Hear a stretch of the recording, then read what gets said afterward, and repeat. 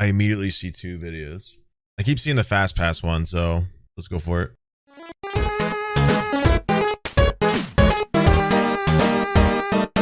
How much do you know about lines?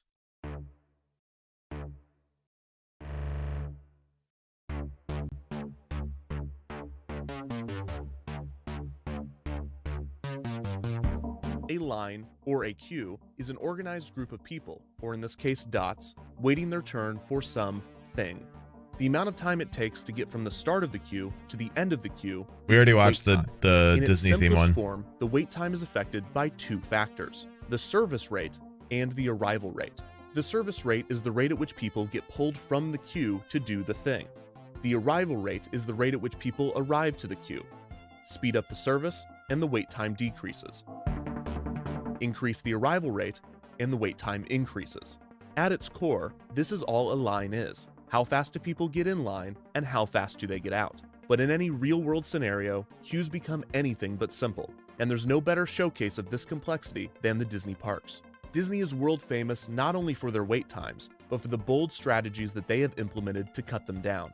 To truly understand this topic, real quick side note, the two times I've gone to Disney were both on somebody, like for somebody else's, like for Game Grumps and then Misfits. So somebody else, like, you know, paid for my way, and like we had like the VIP bougie stuff. Good God, is it insane? I mean, just like walking around everywhere. You just get to walk through everything. Yeah, we had like a tour guide. He would take us like behind stuff, and we would just like be where the workers are and other things. But like in Anaheim, one of the Cars ride had broken down and had been in repair for a long time and had just come back, and the queue time was 3 hours, and we skipped the whole fucking thing. We skipped the whole line. It's messed up. I mean, like, I guess you get what you pay for, but it's messed up. I can't imagine bringing children there and like trying to get them to sit in line for that long, which honestly is probably going to be the selling point of these passes, where it's like they want these people with children to like pay the extra money to not deal with that sort of stuff, so their children aren't getting annoying and frustrated.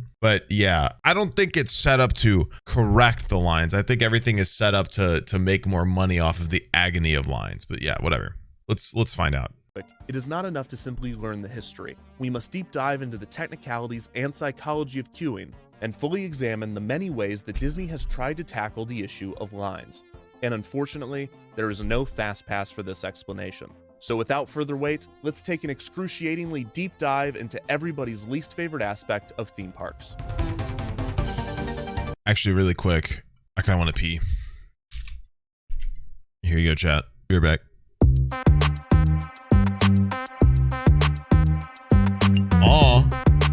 Oh shit. Anyway, let's learn about lines. Yay! Queue times. Let's learn about queue times. Woo! Dive into everybody's least favorite aspect of theme parks.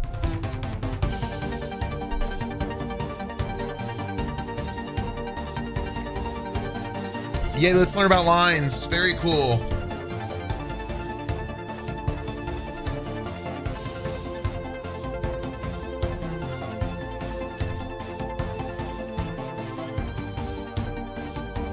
Bring them back? No.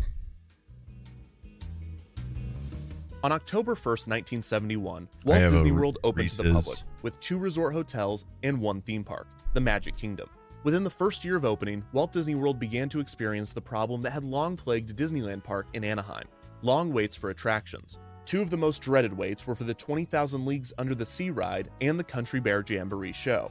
The wait for 20,000 Leagues consistently sat at 1 hour, and the wait for the Country Bear Jamboree could go over an hour on busier days. This might be surprising to you if you visited the parks recently. Today, the Country Bear Jamboree almost never fills its theater, and 20,000 Leagues no longer exists. However, when Magic Kingdom opened, these 2 attractions had some of the longest waits in the park. This can be explained by looking at the arrival rate and service rate of these attractions.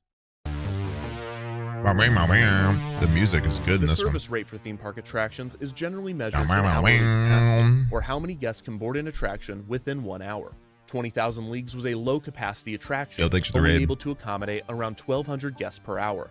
Compare this to the Haunted Mansion, which can accommodate around 2,800 guests per hour. This difference was due to their ride systems. The Haunted Mansion is a continuously operating omni-mover system, while 20,000 Leagues could only seat 40 guests in each submarine and could only operate up to 9 submarines at a time. So in a 12-hour day at the park, over 33,000 guests could ride the Haunted Mansion, while only around 14,000 guests could ride 20,000 Leagues Under the Sea. Looking at this difference another way, if 1,000 guests were in line for both attractions, the wait time for the Haunted Mansion would be 35 minutes, while the wait time for 20,000 Leagues would be 1 hour and 20 minutes. The Country Bear Jamboree had an even lower capacity than 20,000 Leagues, but its issue was less in its service rate and more in its arrival rate. While the capacity of a ride is determined by design and operation, the arrival rate is mainly determined by guest demand. This demand can be influenced by such factors as the quality of the ride and the marketing done for the attraction. The demand and capacity he's really going ass deep into this, huh? The relationship between the supply and demand of a product, except rather than determining price and quantity, demand and capacity determine wait times and number of riders. Today, once a guest has entered a Disney theme park, they are able to ride any attraction they choose, but there are only so many operating hours each day, so time becomes a currency that they must spend. For instance, a guest might want to ride the Jungle Cruise if the wait were 30 minutes, but that same guest might not want to ride the attraction if the wait was 1 hour. In queuing, this is called balking, when someone decides not to wait in a queue due to its length. Baseball this can term. Reduce wait times by turning people away that were not determined to experience the attraction. The situation becomes even more complicated when guests are spending both their time and money to ride rides. When it opened, Walt Disney World utilized a ticket book system, in which guests needed to purchase tickets both to enter the park and to ride the majority of the park's attractions, with each attraction distinguished with a letter A through E, with E being the most thrilling and popular attractions. This was the same system used at Disneyland, and it became so well known that the term e-ticket became a common phrase to refer to something as premium or exciting. By charging guests more to ride the popular attractions, Disneyland was able to curb demand for these rides. However, at Walt Disney World, this system often had the opposite effect. When the resort opened, guests knew little about the park's unique attractions, but they already understood the A through E ticket system. What the So when fuck? visitors made their decisions, they often looked at how Disney ranked and priced their own attractions. The Country Bear Jamboree, a musical show with animatronic characters unknown to guests, was listed as an E-ticket, while the Mickey Mouse Revue, a musical show with animatronic characters well known to guests, was listed as a D-ticket. This led many guests to assume that the Country Bear Jamboree was the better show, resulting in a false demand, leading to longer lines. This false demand was recognized by a Disney employee named Bruce Laval. Laval graduated from the University of Florida with an MBA specializing in operations research, and he joined Walt Disney World right as the resort opened in 1971 as an industrial engineer. Industrial engineers are specialized in studying and optimizing complex systems and processes, finding ways to make systems more efficient, a field that Disney was increasingly relying on as their theme parks became more complex and brought in more people. Laval was among the first industrial engineers to utilize computer simulations to optimize systems. Impressive considering at the time, computers looked like this.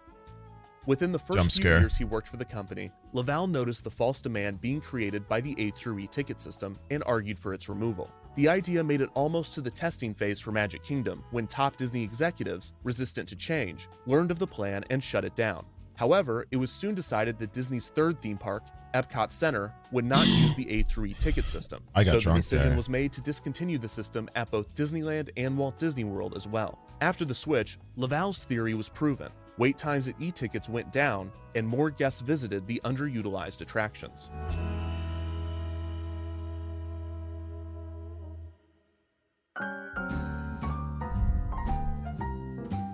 Epcot was sick. Lines were by no means Epcot has the best fucking ride out of all the Disney rides too. They have the fucking Guardians of the Galaxy roller coaster that just came out. It's insane, by the way, on top of like good food and alcohol the whole time. Just saying.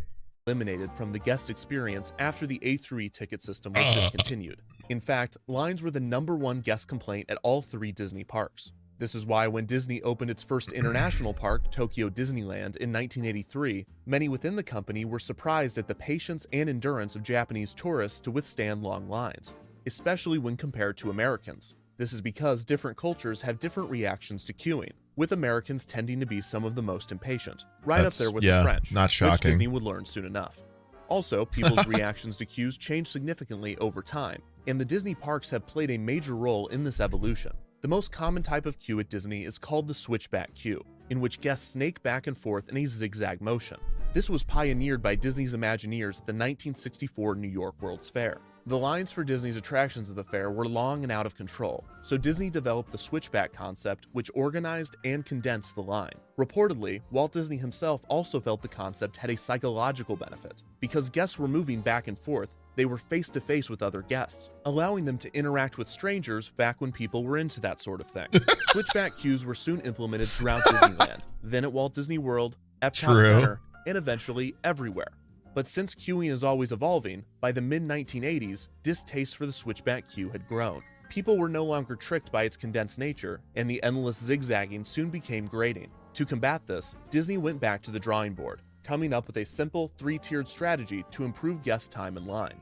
Number 1, keep waits to a maximum of 15 minutes. That doesn't happen. Number 2, if a guest must wait more than 15 minutes, give them entertainment, such as immersive queues and pre-show videos. Number 3, hide the queue from view, sectioning off different parts of the queue so the guests can't see how long the line really is. Yeah, they definitely do that. They've already waited in it. This strategy really came down to one basic principle. If you remove the guest's ability to visualize manipulation, the wait itself will feel shorter.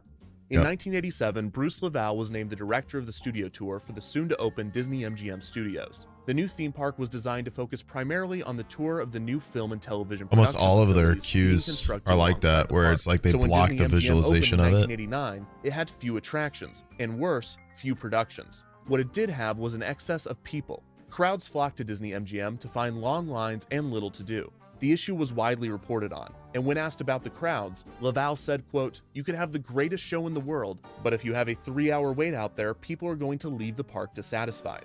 Immediately after the article was published, the Orlando Sentinel received a call from a man named Michael Eisner, who was the CEO of Disney at the time.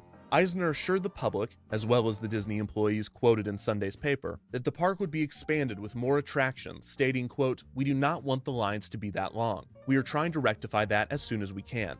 In 1995, Lavelle was promoted to Executive Vice President of Operations, now assuming responsibility for all park and resort operations at the Disney parks. Lavelle had held many different positions at the company, but his industrial engineering background had stayed with him, and the mounting issues with wait times led Lavelle and his team to develop something big. In the mid-1990s, capitalism, experimenting with the spend more money, certain attractions at the Disney parks to a reservation-only system. The idea was to give guests a reservation time for an attraction, so that they would not have to wait in line. Similar to a restaurant, guests would simply arrive at the attraction for the reservation we're not there yet, never mind, would be seated immediately. While the idea would eliminate waits for guests at the park's most popular attractions, there were obvious issues with the concept. First, it was nearly impossible to ensure that park guests arrived for their reservations on time. Often they would be doing something else around the park. When a guest would miss their reservation time, this would leave empty seats on the ride, therefore reducing the total capacity of the attraction. Second, if the attraction experienced downtime for any reason, then the guests holding reservations during this downtime would no longer be able to ride, as reservations for the rest of the day would already be filled. Or, if they were allowed on, the ride would now have a line of people for the rest of the day, defeating the point of the system. The idea was abandoned for these reasons, and it seemed that reservation-based attractions was a dead concept. This was until Lavelle had an epiphany, not while at work, but while on vacation. In 1997, Lavelle went on a skiing vacation in Colorado. While on the slopes, he observed the queue to get on the ski lift. Each lift chair held 4 people, and the queue was split into 2 lines, a regular line and a single rider line. Lavelle viewed how the single riders were squeezed into the empty seats on the ski lift when a party did not fill an entire chair. He realized that this was the compromise to the reservation-based system. Rather than a regular line and a single rider line, Lavelle could have a reservation-based system and a standby line. Whenever a guest would be late for the reservation, operators could take someone from the standby line. We're getting to the Fastpass now. Never lose capacity because of the ebbs and flows in guest behavior. Plus, if the attraction did experience downtime, then the ratio of reservation-based guests to standby riders could simply be adjusted to favor those that had reservations during the downtime. Despite the idea coming from the initial reservation-based concept, it's actually so smart. What Lavelle was proposing was closer to a virtual queue. A virtual queue functions similarly to a normal queue, just without the physical line. Super smart. A common example of a virtual queue can be found in many quick-service restaurants, in which guests take a number and wait for their number to be called. Unlike reservations, this still retains the first-come, first-served nature of a physical line, but it removes the ability to visualize the wait, therefore increasing the quality of it. After returning from vacation, Laval pitched the concept to other executives, but he was met with skepticism. Believing in the idea, Laval proposed that he test the concept to prove that it could work.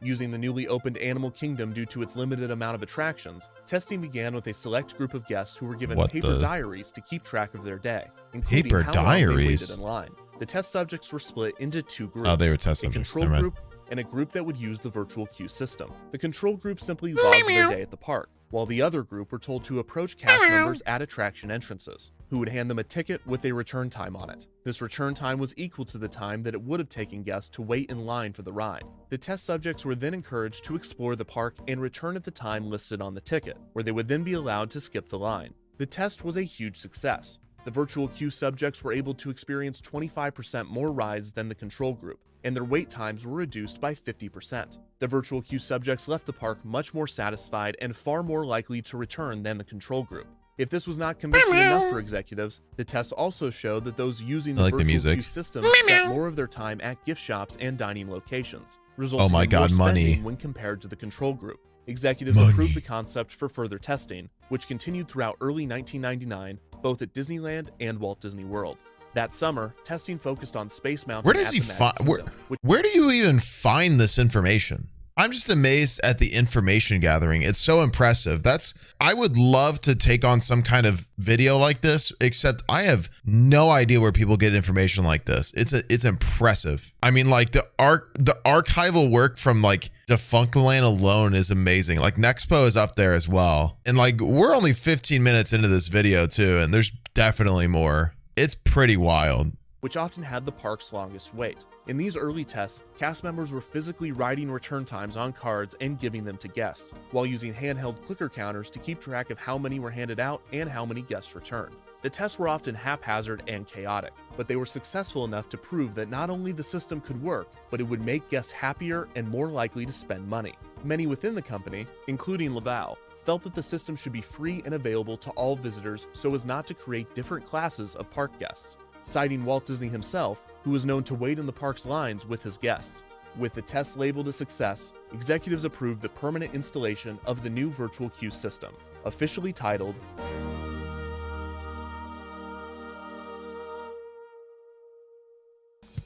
Hey! Did you know that you don't have to wait in line to ride some of your favorite attractions? Just look for the signs of selected attractions and insert your park ticket. You'll get a complimentary Fastpass with a return ride time stamped right on it. Guests who entered a Walt Disney World park in late 1999 were met with a brand new system, Fastpass. On the surface, the system was simple. Guests would approach an attraction, where they would be able to view the posted standby wait time. If this was manageable, they could join the standby queue right away. Oh boy. However, if the wait was too long, they could instead choose to receive a Fastpass at the kiosks placed outside of the attractions. Guests inserted their park admission ticket into the kiosk to receive their Fastpass with a 1-hour return window listed on it. They could then enjoy the rest of the park, and once their return window arrived, they would hand their ticket to an attendant and enter the Fastpass queue, boarding the attraction with a minimal wait. Each guest could only hold one Fastpass at a time, and they could not receive another until their return window had arrived. Behind the scenes, the system was far more complex. Each attraction's Fastpass data would be stored on a local computer housed in each attraction. So smart. I hate how smart it wait is. time display, keeping track of how many Fastpasses have been handed out, and determining the return times being printed on each Fastpass. The computer was connected to a server so all wait times could be monitored throughout the park, and so that the system would know when a guest had already been given a Fastpass to prevent them from obtaining another. Oh, Indiana Jones. The system Jones. also allowed ride operators to tell the computer when Space an attraction Mountain was experiencing downtime. And in response, the kiosk would slow down or cease dispersing Fastpasses. I don't like Space Mountain that much. It makes my neck hurt. Some cast members reported this feature not working properly or not implemented on some rides, resulting in ride operators having to go to the Fastpass kiosk, manually disperse a stack of paper Fastpasses so that return times were pushed back, and then immediately throw those Fastpasses in the trash. When news broke on Fastpass in the summer of 1999, Laval said, quote, "We are going to use it on 3, 4, or 5 attractions that historically have the longest lines at each park." By the end of the year, 13 attractions at Walt Disney World utilized Fastpass, 5 at Magic Kingdom, 2 at Epcot, 5 at Disney MGM, and 3 at Animal Kingdom. In early 2000, Fastpass was implemented in Disneyland on 3 attractions, Space Mountain, Splash Mountain, and Roger Rabbit's Cartoon Spin, with plans to expand the program. One way to keep it moving is called Disney's Fastpass. Drake Bell. Un favorito. Check this out. You roll up. Me un favorito. Oh my god. I don't even know what to say about that. Back your ride time. Then you just come back to the ride at that time. That's so funny. Sweet little invention. There's no way. Fastpass was a huge learning curve for guests. Despite heavy marketing, many guests did not know about the program, and even fewer understood it. In the early days, it was referred to as Disney's best-kept secret, and many guests waiting in standby lines were visibly and vocally frustrated to see priority being given to those that had fast passes, believing that they were being skipped or cut in line, which in a way, they were. Some people believed that Fastpass was simply holding their place in the attractions line, which is not the case. The Fastpass kiosk and ticket system was a virtual queue. I love these graphics. He does a really good illustrations. But that just determined guest return windows. Once guests redeemed their pass, that queue was over, and they were admitted to a new preferred queue that shared the service rate of the attraction with the standby line. The arrival of Fastpass guests did affect the rate at which guests moved through the standby queue. There were a few exceptions to this, such as with Space Mountain at the Magic Kingdom, which has 2 separate tracks. So if operated as such, one track could be standby only, and the other could be Fastpass only. If this is the case, then Fastpass guests are not skipping or cutting the standby line. They essentially just have their own attraction, as there are 2 separate service rates, and the arrival of Fastpass guests have no impact on the standby line. They were never going to do that for everything, though. Fastpass beyond the learning curve for guests was perfecting the technology for the kiosks and finding space in each attraction for 2 lines.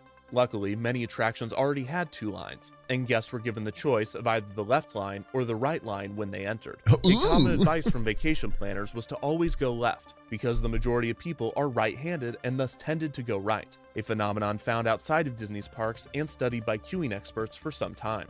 Some attractions already had a split point, but not until later on in their queue. For instance, Space Mountain at Walt Disney World had a wide single-line hallway up to the ramp leading to the main show building. Here, a railing was added and all guests had to go to the right side, so that cast members could walk on the left. This made installing Fastpass fairly simple, because Disney only needed to extend the railing to the beginning of the queue and build a staircase to the entrance so the left side and the right side remained split the entire time. Reviews from those guests that used Fastpass were overwhelmingly positive.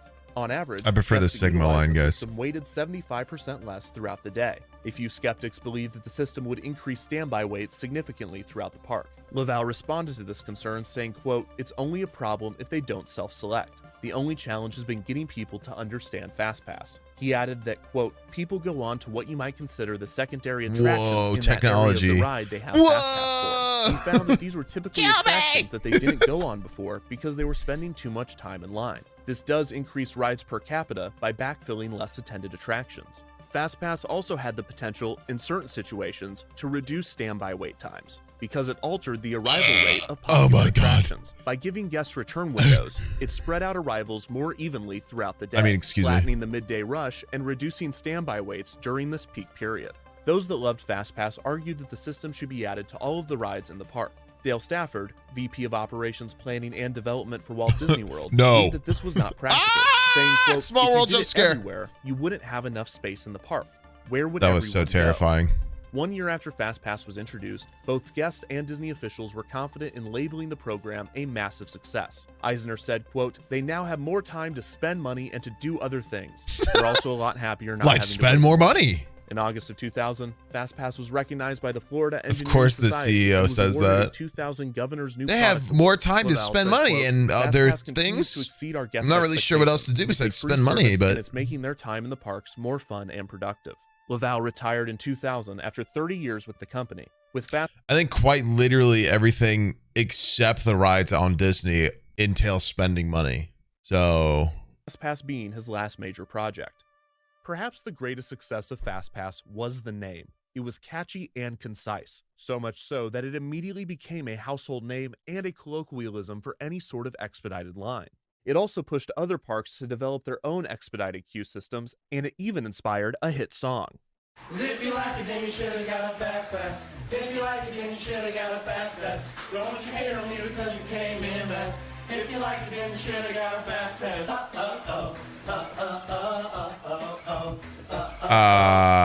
long until touring experts started to learn the best practices for the Fastpass system. For instance, guests still needed to arrive chills earlier down in the my day spine. to receive Fastpasses with optimal return times. If Oh, a guest God. arrived at the park's opening, they could receive a Fastpass with the return window only an hour away. However, by midday, many Fastpass return times could be 4 to 5 hours in the future. And on busier days, Fastpasses for popular attractions would run out by 1 or 2 o'clock in the afternoon. While the system itself worked well, there were a few issues. One was the decision to not allow guests to receive another Fastpass until the return window arrived. This left many guests upset when they went to get a Fastpass for an attraction, only to realize that the return window was hours away and they could not get another Fastpass until then. The solution to this was allowing guests to receive an additional Fastpass 2 hours after receiving their initial one. Why is there a limit? Honest guests found that they could I guess so simply people keep can their fast passes from previous days or trips and reuse them over and over again. To combat this, Disney changed the design of FastPass tickets to more clearly show the date, although this did not entirely curb the practice. Others found ways to best the system to get as many fast passes as possible. Guests found that some attractions did not communicate with the rest of the park's computers. So if they were to get a fast pass from one of these rogue attractions, they would not communicate that the guest already held a fast pass and they God, could I love therefore obtain people. another. We're so smart. Fast pass kiosks were also used in creative ways. For instance, guests obtaining a fast pass for Who Wants to Be a Millionaire Play It might have received a special ticket inviting them to sit in one of the special contestant seats at the attraction. Sometimes the kiosks were used to direct people to other attractions by giving them a bonus fast pass, such as the Many Adventures of Winnie the Pooh, which sometimes dispensed bonus fast passes for Mickey's PhilharMagic. On February 17, 2003, the 100 millionth Fast Pass was distributed to the Dillon family of Atlanta, who were given a special golden Fast Pass that allowed them Fast Pass access to all attractions at the resort. Like Dillon said, here quote, we go. "Things like this don't happen to the Dillons." On a particularly stormy night in the year 1871, Jebediah Dillon stowed away on a cargo ship named the Queen Marge, which would soon navigate the tumultuous waters of the Atlantic Ocean. What the fuck? Bound for the... Whoa, I think I lost my thread here. Sorry about that. Where was I? By 2003, FastPass had grown significantly to 26 attractions at Walt Disney World, 5 at Animal Kingdom, 6 at Disney MGM, 5 at Epcot, and 10 at Magic Kingdom. Disneyland Resort now had a total of 16 FastPass attractions, 9 at Disneyland, and 7 at California Adventure. The significant increase in FastPass attractions was due less to logistics and more to the monetary benefits of the system.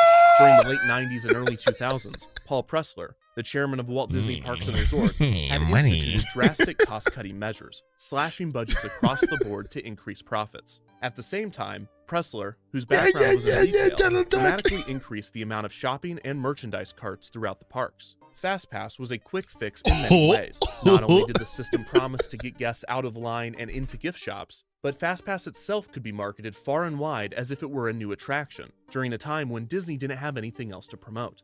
For a period of time in the mid-2000s, FastPass was used as a perk for vacation packages, it's expensive, namely ones booked through AAA, which allowed guests access to what was referred to as Enhanced FastPass, which removed the 2-hour limit on guest tickets, allowing them to obtain as many FastPasses as available, with the only restriction being that they could not receive multiple passes for the same attraction until the first pass for that attraction had expired. With this, guests could enter Disneyland Park in the morning, obtain a FastPass for every FastPass attraction in the park, exit Disneyland Park, walk over to California Adventure, obtain a Fast Pass for every Fast Pass attraction at that park, and now, holding 16 Fast Passes, have the best day ever, with the only downside being that they now have to experience 7 attractions at a mid-2000s California Adventure. The over-implementation of Fast Pass did exactly what Stafford had predicted, and walkways at the parks were more congested than ever. This was especially noticeable at Disneyland, which is a much smaller park in comparison to the Magic Kingdom. The park was designed to have people waiting in line, but now, with most attractions using FastPass, guests found themselves wading through a sea of people, all waiting for their return time to arrive. Look at this man. Also, guests found themselves waiting Look at this man. He's doing the... a sea of people, all waiting for their return time to arrive. Also, standby waits for high-capacity attractions, such as Pirates of the Caribbean and Haunted Mansion, were noticeably increased with FastPass. In 2002, Paul Pressler resigned to model for The Gap, where he would also serve as CEO. He was replaced by the chairman of Disneyland Paris, Jay Rasulo. When Rasulo and other management took over, they reevaluated Disneyland's Fastpass system, determining that the best solution was to begin removing Fastpasses from certain attractions. At Disneyland, Pirates of the Caribbean, Winnie the Pooh, and Star Tours had its Fastpass kiosks removed, and Haunted Mansion's Fastpass would only be utilized for Haunted Mansion Holiday. In California Adventure, It's Tough to Be a Bug and Muppet Vision had their Fastpasses removed as well. Eventually, the Haunted Mansion at the Magic Kingdom would have its Fastpass removed. While Fastpass worked well on some rides and did increase customer satisfaction significantly, the over-implementation within the first few years of its debut seemed to be clear proof that it was a bad idea to put Fastpass everywhere.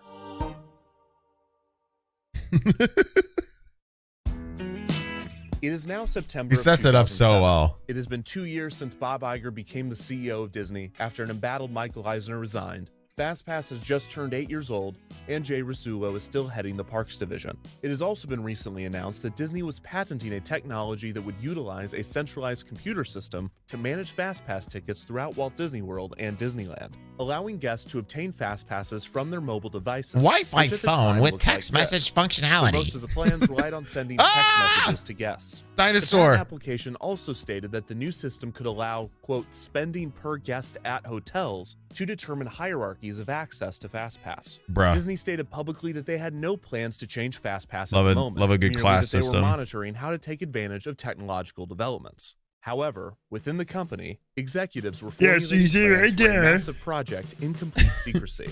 In 2007, Jay Rasulo and 4 other senior Disney Parks officials formed an exploratory committee to determine how the ongoing technological revolution could reinvent the guest experience. Like Walt Disney and Imagineers in the 1960s and like Bruce Laval in the 1990s, discussions once again centered on how to improve crowd control and wait times. The group was exploring multiple concepts when one member had an epiphany. While on a flight, VP of Business Development John Padgett was browsing through the in-flight magazine Sky when he came across a magnetic wristband that promised to improve balance and reduce joint pain. This was, of course, a scam, but it gave Padgett an idea. What if Disney park guests had their own wristband that contained technology that they could use around the park?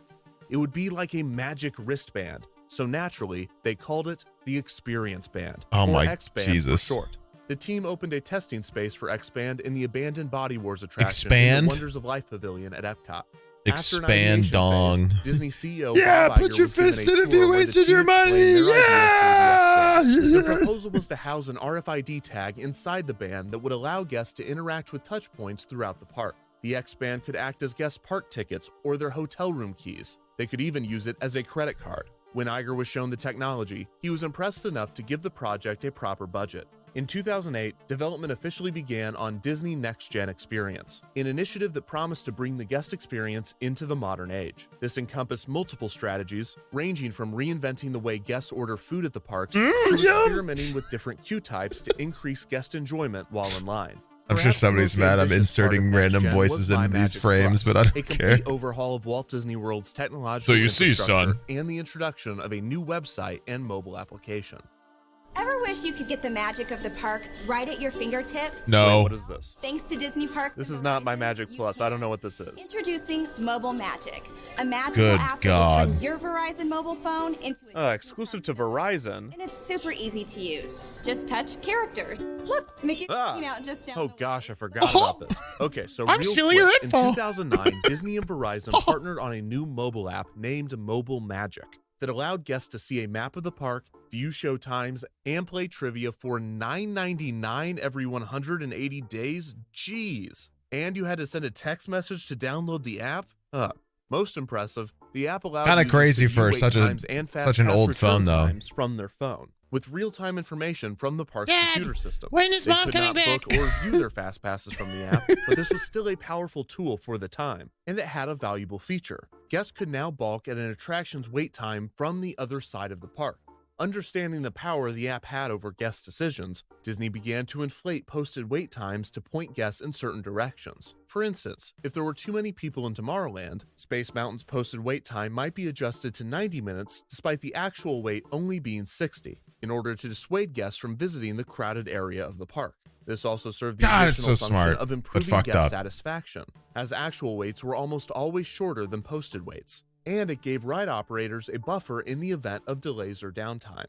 It is unclear when this strategy began, but it would become an integral part of MyMagic Plus's crowd control features when the new app launched. It is so smart, but 2009, so 2 fucked. years into the development of Next Gen Experience, it was announced that Jay Rasulo would become So you the see, CFO we're of the Walt basically Disney gonna make them spend more money. with then CFO Tom Staggs. Yeah, we're who gonna would make be him taking spend Rasulo's money. position as the head of the Disney parks. The switch was Iger's decision, and it was done to see which executive adjusted better to their new role. This was a way to help Iger determine his successor, as he planned to retire from the company in 2015. Rut. Staggs was inheriting the Next Gen program and MyMagic Plus. And the So you pressure was see, I can immediately on insert for this him to watch deliver straight on up the into team's my plans, anus. which had That only way I become can more scan it ambitious. on my butthole. Not only did the Next Gen team want to reinvent park tickets and hotel keys, they wanted to completely overhaul Fastpass as well. The new system would be titled XPass, and it was a key feature of Next Gen's Guaranteed Experience initiative. The philosophy behind guaranteed experiences was to increase customer satisfaction Should really have and better guest names. retention at the resort by removing God unwanted damn, that Captain Hook variability in mascot. vacations. Go back The to Captain Hook. That man was feeling mischievous. Look at him. and guest retention Peter by Pan. removing unwanted variability in vacations. The program sought to ensure that guests would be able to eat at their favorite restaurants and ride their favorite rides during their trip. This is where XPass came in. Guests will now be able to book multiple fast passes before they arrived at the park. And rather than using paper tickets, they would use their X-bands to enter the expedited queue. In late 2011, news broke on XPass, mainly focusing on a rumor that Fastpass would cost money. People took that great, but despite the uproar, the rumor turned out to not be true, at least not entirely. Fastpass would still be available to everyone, but priority access would be given to those staying at a Walt Disney World Resort hotel. The plan was for guests to be able to book between 2 and 4 fast passes before they arrived. The specific kids, look number how would much be money different we're for spending each on your park ass. and would vary based on attendance. Oh, On wow. the busiest days at Magic Kingdom, Can we go to guests would the only be rides allowed now? to book 3 fast Nope. passes, but on most days, they would be able to book 4. However, at Epcot, which had significantly less attractions, guests would only get to book 2 fast passes on busy days, while most days they would get to book 3. The times for the reservations would be determined by guest preferences. Guests would input which attractions they wanted to ride, and an itinerary would be created with fast passes to optimize guest flow throughout the park. When paired with the rest of the next-gen technology, this had the potential to radically redesign crowd control. There was just one problem. Actually, there were 1,000 problems, but this was one of them. XPass sought to offer multiple fast passes to the majority of guests before their arrival. The problem was there were not enough fast passes available at the resort's fast pass attractions to do this. In the original fast pass system, popular attractions would run out of fast passes for the day by noon or even before, and that was when people could only obtain 1 fast pass every 2 hours. Since fast pass already took up the majority of a ride's capacity, and most rides at Walt Disney World were already operating at maximum capacity, it was not feasible to simply give out more fast passes for these rides. God, we're only When the 30 minutes industrial into engineers this. ran the models for XPass, it was apparent that there was not enough fast pass availability at the parks for the system to work.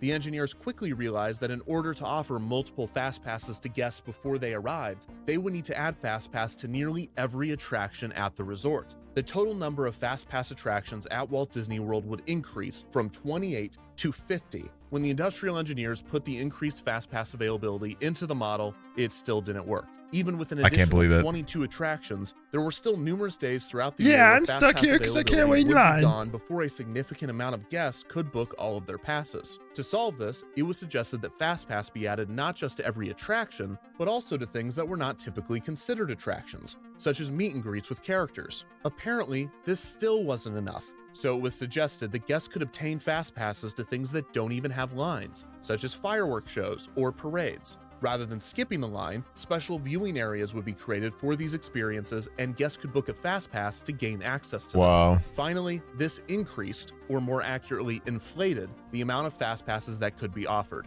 which So helped they're just support the throwing idea shit to at the offer wall. multiple fast passes to More guests fast before pass, they more fast arrive. pass. With the basic framework figured out, plans move forward on XPass as Fast pass Next Gen shitter. and MyMagic Plus continue to develop. In February of 2011, the Walt Disney Company's board of directors approved MyMagic Plus with a budget of around $1 billion. Iger reportedly sternly told Staggs, quote, "This better work," which became a mantra for the entire team. Staggs was under enormous pressure to deliver on a project that didn't really make the parks or Disney money. Now, when I put this in, does money immediately begin flowing out of my checking account? If it's working correctly, yes. Yes. Yeah. In a shocking twist, most of the rhetoric surrounding Next Gen and MyMagic Plus internally was not about the potential profit from the system. Those developers. Boomer? Boomer, are you in trouble? What do you do? Didn't come inside when mom said to. Ran away. Boomer. Stinky Boomer. He's not even looking at me. Developing the new technology and even much of the executive team believed in the more altruistic benefits of the program. The ability to guarantee experiences for vacationers, to simplify the experience of visiting the resort, to improve traffic flow and crowd control at the parks, to create an IT infrastructure that could be built on over the coming decades, even to make cast members' jobs easier so they could focus more on providing great interactions with guests. These were the key components of the pitch. This is not to say that there were not some ulterior motives. Disney definitely wanted to impress with the program to establish themselves as a major player in the tech space, but this did not create a clear path to generate income. Apart from the new digital PhotoPass system, which had direct monetary benefits, the revenue that the billion-dollar MyMagic Plus overhaul would generate was almost entirely theoretical.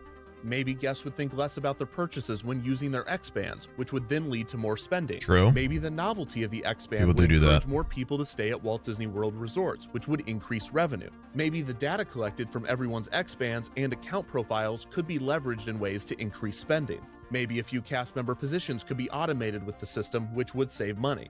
Maybe the traffic flow improvements would be so great that more guests could fit into the park. And the biggest maybe that the entire project was predicated on, maybe MyMagic Plus would create such a wonderful experience for our guests that they would be more likely to return and more likely to recommend that others visit. Sure, the end goal was to increase revenue, but Disney's focus was on improving the guest experience and hoping that the money would come as a result. This optimistic and almost quaint approach seemed to be at odds with the $1 billion price tag, but Iger, Staggs, Rasulo, and other executives believed in the program enough to keep it going.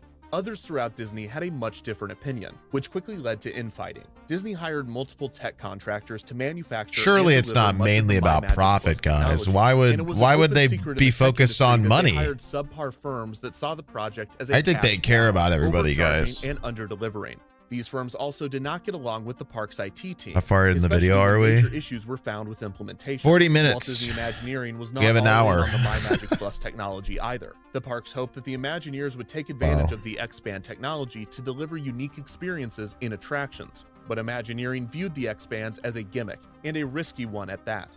Plus, placing X-Band readers throughout the park's land so that guests could redeem Fastpasses clashed with the theming. Imagineer Joe Rohde said, quote, "If I'm supposed to be living with fairies, fairies don't have iPhones or Magic Bands." The Imagineers ended up barely integrating the X-Bands into new attractions, with Epcot's test track being one of the only real benefactors. What's Fastpass Plus, you ask? Come on, I'll show you. It makes your stay a treat. Reserve that meet and greet. Come on, get it now. What is happening? Wow, it's sweet. That is technically my second favorite Fastpass parody song, but it's really not even a competition. In January of 2013, Disney officially announced the creation of MyMagic Plus, along with the introduction of the new high-tech wristbands, now renamed to Magic Bands. XPass was also announced, renamed to Fastpass Plus. The system had been altered slightly, and it would allow guests to book 3 Fastpasses in advance. This static number applied to all 4 parks rather than XPass's proposed dynamic system. As rumored, guests staying at Walt Disney World resort hotels would get early access to Fastpasses. Hotel guests would be able to book their Fastpasses 60 days in advance, while everyone else could book theirs 30 days in advance. When guests went to book their Fastpasses, they were given a list of attractions that had Fastpass available. They then selected 3 of them. No more, no less. If the guests didn't select 3, the system picked 2 at random. After the selections were made, the computer would intelligently create. You're going on Space Mountain, you're going to like it. After this, guests could still edit the selections, either by changing the time of the Fastpass reservation or by selecting another attraction within the initial attraction's time frame. Fastpasses were now redeemed with Magic Bands or guest park tickets, but during the initial rollout, paper Fastpass kiosks would still be available. MyMagic Plus was introduced in phases throughout 2013 and early 2014, and issues with the system were immediate, apparent, and overwhelming. Reportedly, those on the rollout there's an Aerosmith ride. It's pretty sick, actually. To pull the plug, as the tech was making operations much it's like worse, Space Mountain, but Aerosmith themed. Responded, "We know, but we're in too deep." Spotty Wi-Fi, malfunctioning Magic Band readers, website crashes, an at times unusable mobile app, and many more issues plagued the system and thus the resort. There are too many issues with MyMagic Plus to discuss, but if you're curious, here are a few. Magic Band readers buffering and spinning endlessly. Park tickets would disappear randomly from accounts. Dining reservations would be canceled without explanation. Convoluted, broken system for linking family, friends account. Major backups at the park entrances when Magic Band readers would not recognize that a guest had a ticket. Cashiers needing to use multiple card readers as sometimes the reader that worked with the Magic Band did not work with the chip or card reader, and vice versa. Magic Band suddenly not working at resorts, locking guests out of the room. The biggest disappointment with the system was that the tech was so broken that it was never able to take the guest experience to the next level. Yeah! At best, it worked, but it never impressed in the ways that the team had hoped. And many of the more ambitious plans for technology, such as leveraging data to give guests recommendations or even being able to communicate to cast members via Magic Bands that it was a guest's birthday, could never be implemented because IT was too busy keeping the entire system afloat to ever have time to take it to the next step. Most damning, by and large, cast members hated it, and it made many positions much more frustrating to work at. It automated few, if any, jobs, and because of the issues, Disney had to triple the size of its customer support department. Despite all of the issues, Disney publicly labeled MyMagic Plus a success, and Stags even said that thanks to the system's ability to distribute guests more evenly throughout the parks, Magic Kingdom's maximum capacity was increased by 5,000 people, although it is unclear whether this has anything to do with the new Fantasyland expansion that also debuted around this time. What Stags the fuck? Go back. That also What'd they do to Beast, bro? Why does he look like that? They fucked him up. Around this time, Stags was determined to be the winner of Iger's competition, and Rasulo stepped down from CFO in 2015, while Stags was promoted to Chief Operating Officer, with Bob Chapek, the president of Disney's Consumer Products Division, promoted to head of the parks. Stags would unexpectedly leave the company the following year, with no confirmed reason for his departure. Overall, MyMagic Plus and Magic Bands streamlined the guest experience as much as it stalled it. Some guests loved it, some guests hated it, and others simply didn't care. In many ways, the introduction of the literally all three options? A $1 billion wash. Wow. But what about the new program's headlining feature, Fastpass Plus? Woo! By the end of its life in 2014, that's a lot of zeros. Was still I can't imagine wasting $10 from the late 90s. So the update in technology, as buggy as it could be, was definitely a welcome one. But Fastpass Plus was much more than its touch points. It was an fuck, I entirely can't new read. System, and like the original Fastpass, it was a huge learning curve for guests. The new system could only be accessed on the website, on the My Disney Experience app, or with a cast member at one of the Fastpass Plus kiosks set up throughout the park. During the initial rollout, this led to huge lines for the Fastpass Plus kiosks. Or to put it another way, ironic, there was a line to get the pass to skip the lines. While guests adjusted to the new system, the system itself was undergoing constant adjustment. In November of 2013, Epcot and Hollywood Studios transitioned to a tiered Fastpass Plus system, in which the park's most popular attractions were separated from the rest and only one popular attraction could be held at a time. In February of 2014, the transition to Fastpass Plus was complete, and all we're getting pretty close to now. How is there another hour? Rumoredly, the speed of the transition was part of an effort to force guest adoption of the new technology in order to prove its efficacy. 2 months later, the system was altered once again to allow guests to receive additional Fast Passes after they redeem their first 3. Once guests redeemed their third Fast Pass for the day, they could go to a Fastpass Plus kiosk and choose one additional pass. After they redeemed this additional one, they could select another and repeat the process until the end of the day. The next major change would not come until mid-2016, when the itinerary system was dropped and now guests had to choose each of their Fastpass times themselves. This also removed the 3 initial Fastpass rule, allowing guests to select only 1 or 2 Fastpasses without forcing them to start with 3. Finally, guests can now choose their additional Fastpasses from the My Disney Experience app rather than only at the kiosks. It would not be until 2017 that Disneyland would update their Fastpass system. Rumoredly, Disneyland really was glad I never had to experience Plus, any of this. Magic Bands, Fastpass Plus, and all, but the major issues with the system resulted in the expansion being canceled. Instead, Disneyland would receive an entirely different system called MaxPass. For $10 a day, visitors could book Fastpasses from their phone, except they could only do so when inside the park. Like paper Fastpass, users could only receive 1 Fastpass at a time, unable to receive additional passes until the first return window had arrived, or 90 minutes after the initial pass was booked. The system received mixed reviews upon announcement, but after installation, many warmed up to it, believing that MaxPass was superior to Fastpass Plus, which by this point was the subject of a heated debate. It gets shit on Fastpass. Fastpass Plus was a divisive program. Fastpass Plus ruined my vacation. There are pros and cons to the system, so I'd like to take this moment to examine the biggest ones. Before we get into this, I want to mention that we will not be discussing or factoring in other ways guests are able to cut the line, such as with tour guides or the guest assistance program. These systems have their own complex histories during this period that, while interesting and important, are not factored into this list or this discussion on Fastpass in general. That's that crazy. Said, here are some of the pros and cons to Fastpass. That's crazy. That's not even mentioned. Pro number 1, you get to skip the line more, obviously. Pro number 2, improve traffic flow throughout the park. One of the biggest downsides to the original Fastpass aided my penis. Why is that the one thing I read? Because it's the one thing you said that's out of pocket. You guys act like I'm not reading shit the whole time. I can see you. I'm literally reading you. I can see what you're typing. I just lurk in the React content until the perfect moment for you to type Fastpass aided my penis. And you think I'm not going to say that? Original Fastpass system was that guests had to travel to an attraction's entrance to obtain a paper Fastpass just to return to the same location when it was time to ride. This backtracking was causing major traffic flow issues. I'm just sitting here getting agility XP and learning about Disney, guys. Eliminated this unnecessary foot traffic. But being funny in my Twitch chat. It was more convenient for guests. Pro number 3, reduction in length of stay.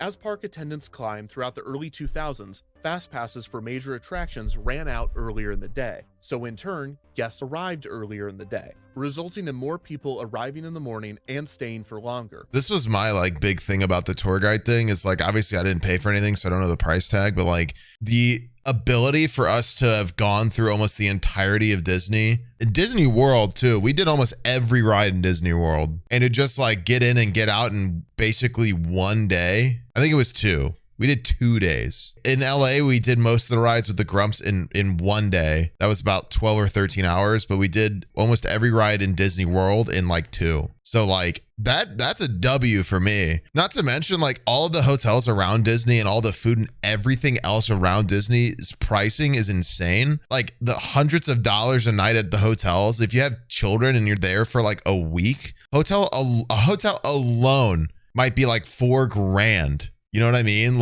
It would rack up anyway. You know what I mean? That's how I see it. Which increased the amount of people in each park. With Fastpass Plus, guests would know 3 of their Fastpass reservations before arriving, which would encourage guests that had Fastpasses for later in the day not to arrive until later, thus relieving morning and midday crowds. Plus, guests no longer had to wake up early to rope drop Fastpasses, allowing for a more relaxing vacation. Con number 1. Irrelevant Fastpasses. In the mad dash to add as many attractions to the Fastpass system as possible, the implementation of certain attractions was less thought out than others. For instance, Fastpasses for Monsters Inc. Laugh Floor and Muppet Vision 3D rarely saved guests any time, as these attractions were theater shows that held guests in large waiting areas before the next showing. Guests who had Fastpasses for these types of attractions soon learned that all their Fastpass did was give them a different entrance to the same giant room where they had to wait with other guests. Con number 2. TwitchCon this year. Fastpass lines. Many using Fastpass Plus. Literally, TwitchCon in San Diego was exactly that. I had a creator badge, I had a creator entrance, and then they made me go into the same entrance as everybody else. I was literally, what is the point? Why did I even walk into a different entrance next to everybody just to go into just to walk out into the same general area? I was what the who fucking thought of that? And there was an area I could have gone into. And anytime any of the creators would walk towards it, which was sensible, given we had been separated, they're no, you can't go in this way. You have to go over there. It was so bad. It was so bad. Plus reported waiting longer after redeeming their Fastpass than they did with the original Fastpass system. The original intention of Fastpass was for guests to wait no more than 15 minutes before boarding, but with Fastpass Plus, guests were now having to wait over half an hour at certain points. This was in part due to the fact that Fastpass Plus was basically guaranteeing that an attraction would be operating 60 days in advance. As previously explained, paper Fastpass had a built-in response to downtimes, or at the very least a ride operator could throw a bunch of Fastpasses in the trash to give operations some wiggle room.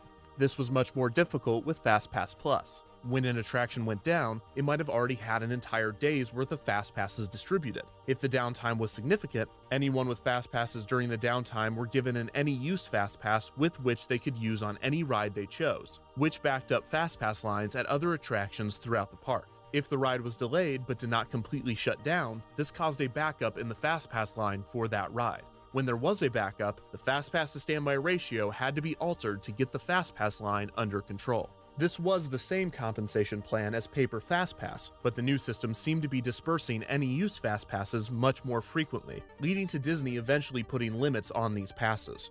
Con number 3, the Fastpass to standby ratio. We have yet to discuss the Fastpass to standby ratio in detail. It is no secret that of the two lines, the Fastpass line was given priority over the standby line. In fact, that's the whole point. The question is, how much was Fastpass favored over standby? There's no— I went to the Florida park back in 2012 and I got mildly injured at the water park to needing a small cast on my foot. Wait, my family never paid extra for any day of the mobile magic stuff. We got to skip the rides and go through the priority lines. Coincidentally, it was also the trip to celebrate my birthday.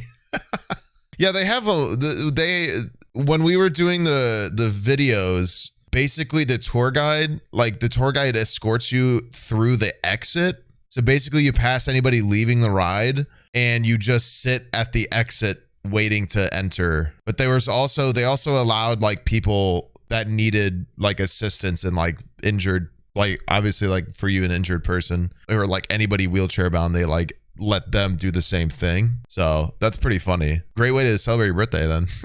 definitive answer to this, because it was different for every attraction and ultimately up to the cast members stationed at the merge point. Bruce Lavelle recounted that this was the most difficult position to train, and it was the key position to getting the original Fastpass system to work. The cast member not only had to keep the attraction's ratio steady, but they had to manage the expectations and frustrations of two very different lines of people experiencing two very different waits. The Fastpass to standby ratio cited on the original Fastpass patent was 80-20, or in other words, for every 4 Fastpass guests, 1 standby guest was let through. This is consistent with cast member and guest recollections of the system at the time. The 4-to-1 ratio remained standard after the transition to Fastpass Plus, but with backups occurring much more frequently, cast members at merge points had to modify the Fastpass to standby disparity more often. There were 3 phases cast members had to go through. Phase 1 was standard operating procedure with a 4-to-1 ratio. If there was a backup in the Fastpass line, cast members would go to Phase 2, which was a 20-to-1 ratio. 20? And if the backup was significant enough, Phase 3 would be initiated, which was for every 1 standby guest, 100 Fastpass guests were let through. Once the Fastpass line was under control, cast members would return to Phase 1. But the disparity of Phase 2 and 3 was infuriating to guests waiting in the standby What queue, an escalation! Which during these phases would almost completely stop. There was also a psychological gamble to Fastpass. Disney was banking on the idea that guests would not remember the 3 or 4 times they were cut in line. They would just remember the one time they got to cut the line. This gamble seemed to pay off, but they were also working against another issue with the psychology of queuing. Now that Fastpass was slowing down the standby line, the pace at which guests moved through the queue was much slower. In most cases, people prefer to spend 20 minutes walking at a steady pace rather than spend This guy fucking knows. What does this man know? Look at him. He's the only one looking at this fucking camera. Like, you son of a bitch. 20 minutes standing still. But the latter was now happening frequently on Fastpass attractions. In the pre-Fastpass days, lines often stretched out of an attraction's dedicated queue. But it is important to remember that back then, these lines were moving 3, 4, or 5 times as fast. With Fastpass, guests found that the amount of people waiting in the standby line was less than before, despite the wait time being the same or longer. Con number 4, Fastpass availability. After guests became accustomed to the Fastpass Plus system, it did not take long for them to figure out the best ways to use it. In turn, Fastpass availability was running out extremely fast for popular rides. Practically every day of the year, popular attractions would run out of Fastpass availability completely before the day of operation. This was the case for 5 attractions at the Magic Kingdom, 3 at Epcot, 3 at Hollywood Studios, 2 at Animal Kingdom, and 4 meet and greets throughout the resort. This meant that nearly 17 experiences were out of Fastpasses before guests even arrived to the park. This prompted Disney to hold back a small amount of Fastpasses until the day of, where they would then drop these held back passes at different points throughout the day. This also gave them the option to not drop these additional passes at all if the attraction was experiencing downtime. Still, unless a guest got lucky and snagged a Fastpass during one of these random drops, or after another guest modified or canceled theirs, if they wanted a Fastpass for a popular ride, they had to plan in advance. Which leads me to pro number 4 and con number 5, planning. Many people love planning their Disney trips and do a lot of research and groundwork beforehand. MyMagic Plus and Fastpass Plus significantly increase the amount of planning necessary to have a consistently good experience at Walt Disney World. Fastpass Plus was supposed to give guests the option to plan their trip in advance, but in practice, the system forced guests to... People with wheelchairs prefer being called wheelchair users instead of wheelchair bound. More humanizing. Not every user is unable to walk. Ah, okay. That's a good point. I see what you mean now. Plan their trip in advance or risk not getting to experience the most popular Thank you for letting me know. Without an extreme standby wait time. Hotel guests could book an entire trip's worth of Fastpasses 60 days out from their check-in date. This allowed some guests to book as many as 70 days in advance, resulting in certain attractions like Slinky Dog Dash at Hollywood Studios and Flight of Passage at Animal Kingdom also a pretty good running one. out of Fastpasses even before the 60-day mark. Securing these Fastpasses practically became a sport, and everyone had tips and tricks to snag those passes. The Fastpass entrance is longer. All right, so we're going to start with prep you need to do beforehand. So you get 3 Fastpass Plus reservations per day. Is this a how-to YouTube? Mark from your first night at your hotel, you can actually go on and book Fastpasses for the whole length of your stay. Start with the last day of your vacation first. So the further out you can make it, the more likely you're able to Jesus get it. Also, Christ. if you take a longer trip, you're more likely to get it too. So if you need an excuse... Here you leave today and enter the world of yesterday, tomorrow, and fantasy. What? What does that even mean? Here you leave today and enter the world of yesterday, tomorrow, and fantasy. What does that mean? Look at the baby picture. He's got the fucking... Oh my God. Feed me Dole Whip and tell me I'm pretty. That one I understand. Dole Whip is fucking really good. So, like, honestly, I kind of get that one. Excuse to take a longer trip.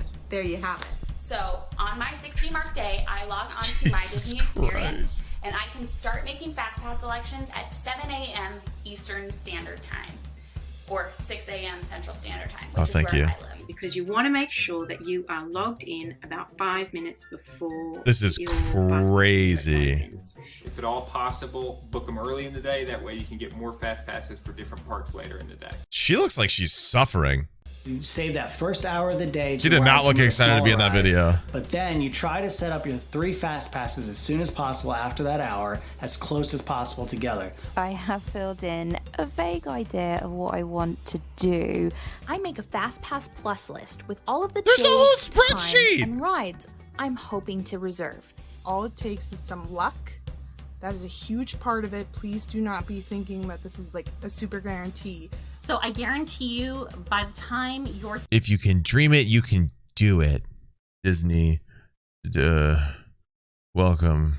Whoa. 30-day window comes up for off-property guests. Flight of Passage. Flight of Passage, Gone. Slinky Dog, Gone. 7 Dwarfs. Gone.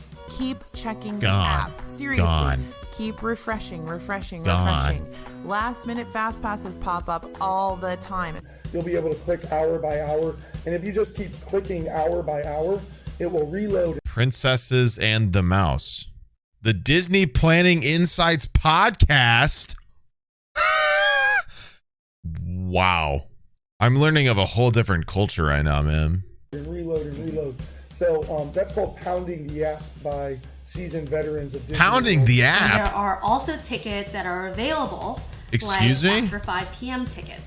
Okay? What you can do is buy these tickets, and essentially what that gains you is 3 extra fast passes. And I would put this under a dummy name on, and then what you can do is reuse it the next day because you never entered the park with this. And I think that's it. We did it. We did it. That was the Some slowest high five who knew I've how to ever use seen. The system loved the new Fastpass, and the extra planning was a welcome activity, adding even more anticipation This is to their upcoming absurd. trip, while also guaranteeing certain experiences. Others knew how to use the system, but did so begrudgingly, disliking the over-planning and longing for the days of flexibility. Many more guests did not know the tips and tricks of the system, This and many. thus missed out on the most valuable Fastpasses, I can't read. leaving them with only one option if they wanted to experience these popular rides. That's Con so number long. 6. Standby. By far That's- the biggest complaint with Fastpass That's Plus almost is 5 the belief that hours. the new system drastically increased wait Oh my times throughout God. the park. When the system was first introduced, Haunted Mansion and Pirates of the Caribbean, 2 attractions that did not previously offer paper Fastpass, reported consistently higher wait times. On the other end of the spectrum, Space Mountain and Expedition Everest saw their standby waits decrease Great slightly. ride. As the system Everest, was fully implemented, one of the best, standby for waits sure. appeared to be longer. Super fun. And for years, fans have argued back and forth whether or not Fastpass increases or decreases standby waits, increases or decreases overall waits, or increases or decreases the amount of attractions a guest can experience in a day. Unfortunately, it is nearly impossible to answer these questions. Statistics like I mean, yeah, but seriously, it's a great point. Imagine going on vacation and having to like plan it out like it's a job. Like that does not sound relaxing at all to me. That's terrifying. these have not been reported by Disney, and wait times before Fastpass were not consistently recorded. And even if they were, it would be unfair for numerous reasons to compare Like a these wedding? numbers. Even doing the math. Yeah, Hannah and I spent a whole year planning a wedding. And like the last thing, we had toyed with the idea of going to Greece for our honeymoon. And by the time we got near the wedding, we were like, hell no. Because there was so much stress and financial planning and just like being on the same page and making the right call with like everything around the wedding. By the time we got to that point, we were like, I don't want to go run around. I can't imagine like planning this out 90, 60 days before I go and then like feeling like I'm enjoying it. Like you're just sitting there like going from point A to point B. It's crazy. Math ourselves would be almost impossible. The equations necessary to determine what a virtual queue system such as Fastpass does to a theme park is much too complicated for a spreadsheet. In order to answer these questions, we would actually need to create a computer simulation, like one of the ones Bruce Lavelle created during his time at the company. Surely Even not. then, this is no small task. Someone would need to pay an industrial There's engineer no to create fucking a complex way. computer simulation of a theme park, populated with agents, all with unique preferences. There's riding no way. attractions of varying capacities and run times. There's in order no to way somebody compare did and this. contrast wait times, number of rides ridden, and other factors with and without a virtual queue system, just to get to the bottom of this ridiculously niche curiosity. There's no way.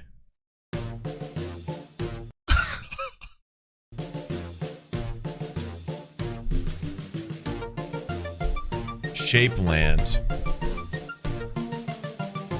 Hey everybody, I made a theme park in the computer. Welcome to Shapeland, where all the guests are dots and all the rides are shapes. Here's how it works. I decide how many people are going to visit the park each day. They then arrive based on an arrival schedule that is similar to that of a real theme park, with most of the guests arriving in the first few hours of the day and few guests arriving in the last few hours of the day. From there, each guest independently makes decisions on what they are going to do. To ensure variability, there are 7 different archetypes of guests. That's unbelievable. Ride enthusiast, ride fan, average tourist, activity fan, annual pass holder, entitled annual pass holder, and vlogger. Each of these archetypes determines 3 factors. The first is stay time preference. This dictates how long the guest wants to stay at the park. For instance, the ride enthusiast archetype wants to stay at the park for 9 hours, while the average tourist archetype only wants to stay around 7 hours. The second factor is balking point. The ride enthusiast has a balking point of 4 hours, meaning that they refuse to ride a ride that has over a 4-hour wait. On the other hand, the average tourist refuses to wait more than 2 hours for a ride. The annual pass holder won't wait more than 30 minutes, and the vlogger won't wait more than 15. The third factor is attraction preference. This determines whether a guest wants to ride an attraction or do an activity such as eat at a restaurant or go gift shopping. Obviously, the ride enthusiast much prefers attractions, but the average tourist is more open to doing activities. After a guest enters the park, they will begin flipping coins and rolling dice, weighted based on their own preferences. For instance, this guest's name is Bernadotte. Bernadotte is the average tourist. They are open to both attractions and activities. They will only wait around 2 hours for a ride, This is and they will stay for amazing. 7 hours. Once in the park, Bernadotte decides whether they want to do an attraction or an activity based on a weighted coin flip. Let's say they choose to do an attraction. They then decide which attraction to do. Bernadotte's decision is now based on a weighted die roll. Each attraction in the park has a different popularity ranking, and the more popular the attraction, the more likely it is that Bernadotte wants to ride it. Let's say Bernadotte decides to ride Shapeland's most popular attraction, the Triangle. Since Shapeland is currently operating off the original Fastpass system, Bernadotte first looks at the posted standby wait time. If the wait time is under 30 minutes, they join the standby line. If it is over 30 minutes, Bernadotte will check if the attraction has Fastpass. If it doesn't, whether it be because the attraction doesn't offer it or because there are no more available for the day, Bernadotte will make sure that the current standby wait is less than their balking point.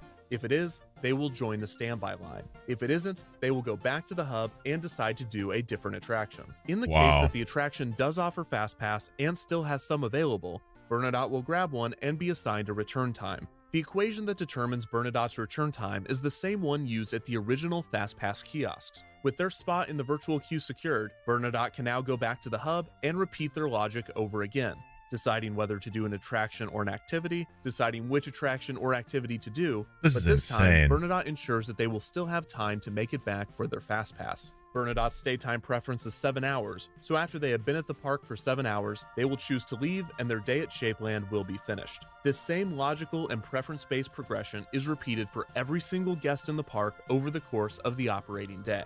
At the end of each run, the simulation gives me a plethora of data to comb through. Almost everything in my simulation is dynamic. I can change the number of attraction capacity, runtime, popularity, and whether each individual attraction has Fastpass or not. I can change the behavior archetypes, the park's arrival schedule, and even how many guests are able to utilize the Fastpass system. The simulation is by no means perfect, and there are many factors that it does not take into account, such as these.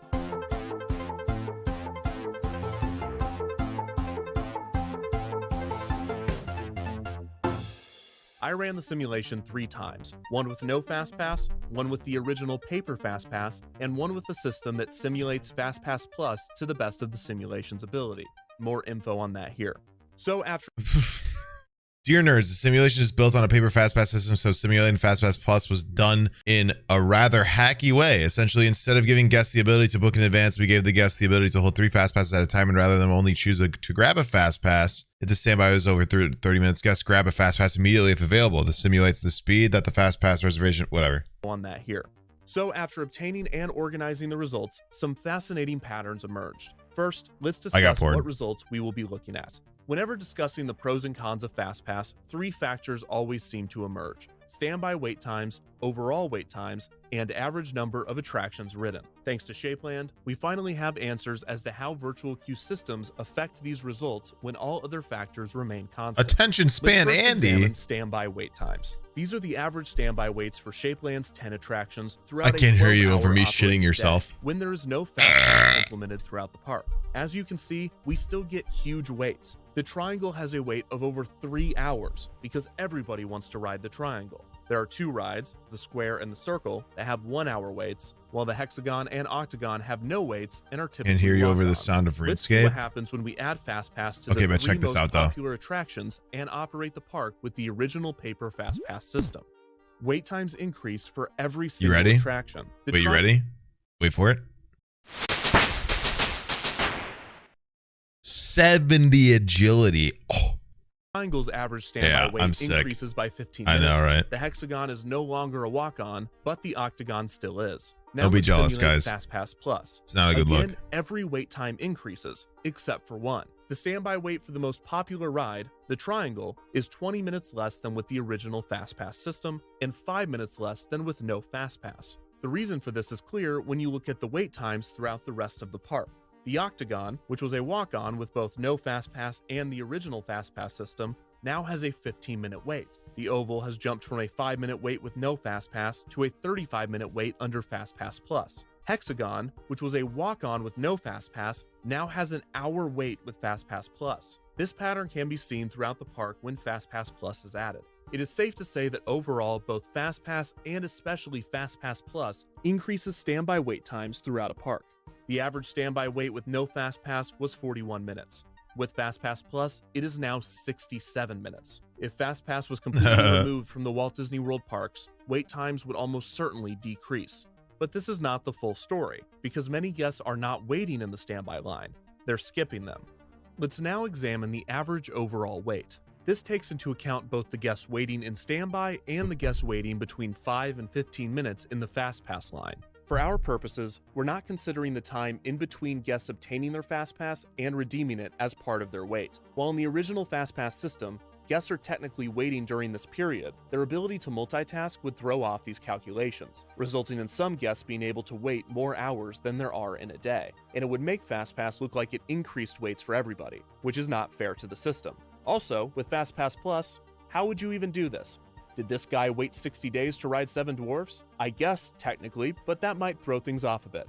Anyways, the average posted wait in Shapeland with no Fastpass is 41 minutes. So if a guest did every attraction in the park in a single day, their average wait per ride would be 41 minutes. However, few guests actually do this, and most gravitate toward the popular attractions. So Shapeland guests actually find themselves waiting, on average, 58 minutes per attraction. With the original paper Fastpass, the average posted standby wait was 48 minutes, but the overall average wait, when factoring in both guest standby line decisions and those skipping the line entirely with Fastpass, was only 40 minutes, 18 minutes less than without Fastpass.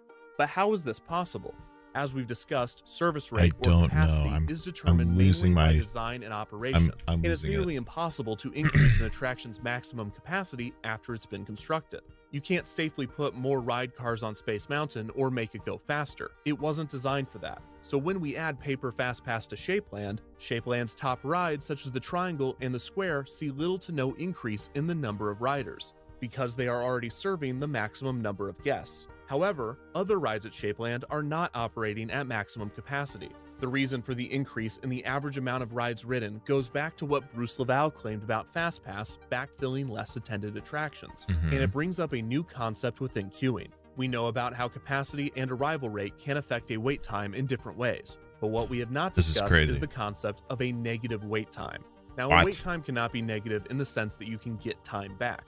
For instance, I can never give you back the time you've wasted watching this video. What I mean by a negative wait time is that when an attraction is not filling its capacity, it is losing capacity. Look at it this way. Let's say a ride has a capacity of 1,000 guests per hour, but only 500 people per hour ride it. It could be considered that this attraction has a wait time of negative 30 minutes, meaning that 30 minutes worth of people, in this case 500, could show up throughout the hour and the attraction's wait would still be 0 minutes, because these additional guests are merely filling empty seats on the ride. You might recall that this was one of the problems with the original reservation system pitch from the mid-90s. If a guest missed their reservation, they left an empty seat, and thus the attraction lost capacity. Fastpass not only avoids this problem, but it actually helps other attractions at the park. Without Fastpass, 1,900 guests rode the Octagon. With paper Fastpass, 4,800 guests rode the Octagon, an increase of over 150%. But the average posted wait time never breaks 0, because these people are filling empty seats and increasing the capacity of the ride. This explains why with Fastpass, despite most attractions' standby waits rising, guests on average waited less, because unlike with no Fastpass, guests were actively being pushed to attractions with 0 waits, which dropped the average overall wait per attraction. However, with Fastpass Plus, this 0 wait threshold is broken in most cases, as with the Octagon, which previously went from a walk-on to an average of a 15-minute wait. What is the average standby wait in going Shapeland on? with Fastpass Plus is 67 minutes, but the overall average wait per attraction was 42 minutes. This is interesting, because while more people are skipping the line more often than with the original Fastpass, the rise in standby waits throughout the park are so significant that there is no change to the overall wait. In fact, the average overall wait per attraction with paper Fastpass was 2 minutes less than Fastpass Plus. Fastpass does reduce average overall wait times by encouraging guests to go to underutilized attractions, so long as those exist. Finally, let's look at the average number of attractions ridden. And if you've been paying attention, you should already know the answer to this one. In the park with no Fastpass, guests ride an average of 3.31 rides. But really, the distribution looks like this. 22% of guests ride 2 rides, 21% ride 3, 16% ride 4, and the percentage declines from there. You can also see that around 13% of guests only ride 1 ride and 3% ride none. These are mostly people that favor activities and have a limited amount of time in the park. When the original Fastpass system is added, the amount of attractions ridden increases, going from 3.31 to 3.77. With Fastpass Plus, we again see the absurdity to do this. An average of 4.23 rides per guest per day. On average, almost every single guest gets to ride 1 additional ride with the new system. This is significant and proves Fastpass Plus's merit as a tool for guest distribution. There's too many numbers. Not the full story. I don't know what's going on. This is the distribution graph that we viewed earlier for when Shapeland has no Fastpass implemented. This is what it looks like with Fastpass Plus when the average amount of attractions ridden increases from 3.31 to 4.23, assuming that the distribution is even and the system is fair to all guests. However, that is not Fastpass Plus. This is the actual distribution graph for Shapeland under Fastpass Plus. As you can see, more people experience less attractions, and more people experience a lot more attractions, while less people are able to do what could be considered a reasonable amount of attractions. In this case, 3 to 7 in a single day. With Fastpass Plus, more guests are able to experience 8, 9, 10, 11, and someone found out how to do 39 rides in a day. These are people that got fast passes for long waits like the Triangle and spent most of their time riding shorter waits like the Octagon. Meanwhile, the amount of people riding only 2, 1, or even 0 attractions is up from no fast pass and is far more than in the ideal Fastpass Plus distribution. Wow, this dude. is because the waits for rides like the Triangle, Square, and Circle are so long that if a guest chose to wait in it, they didn't have time to do anything else. Other guests want to ride rides, but they don't want to wait over an hour. So if they enter during midday, they instead choose to eat a meal, gift shop, and then leave because the waits are so high throughout the park. So yes, Fastpass and Fastpass Plus increases the average amount of attractions ridden per guest per day. It's a system that pushes people to go fill empty seats around the park. And as a guest distribution tool, Fastpass and Fastpass Plus works. But in practice, from a guest perspective, the system benefits those that use the system and know how to use it well, while those that don't use it or don't know how to use it well have it much worse than they did before. So at this point, your mid to late 2010s trip to Walt Disney World might have some additional context. Perhaps you even know where you land on this distribution graph, and I can probably predict your opinion on the entire subject based on that. If you were here, booking 60 days in advance and then riding 8 or more attractions per day, I imagine that you enjoyed Fastpass Plus. If you were here, not using the system, facing astronomical standby wait times and thus only experiencing between 0 and 2 attractions per day, you probably didn't like Fastpass Plus. Now, these two sides might have some opinions on the other. If you didn't use the system to its full effect, you might have been waiting in long standby lines, watching hordes of guests in the Fastpass line cut you just because they researched the tips and tricks and were able to pay for an on-property hotel. Those using Fastpass Plus to their advantage believed it was those people's fault for not doing their research and using the system that was available to everyone, despite that system requiring a certain amount of time, energy, technological literacy, English proficiency, and money for on-site hotels. Even if you benefited and loved Fastpass, the truth is that it only worked so well for these people because it worked so poorly for these people. Otherwise, most everyone would be here in the middle. But since this is not the case, a palpable disdain exists between both camps of guests. In queuing theory, this is called... Within the Disney parks, there has become a class system, just like in the real world. Except for this one is silly, mostly inconsequential, and you aren't forced to live in it like a nightmare you can't wake up from. Kind of went up a notch. The system at the Disney parks, for a long time, wasn't based on money.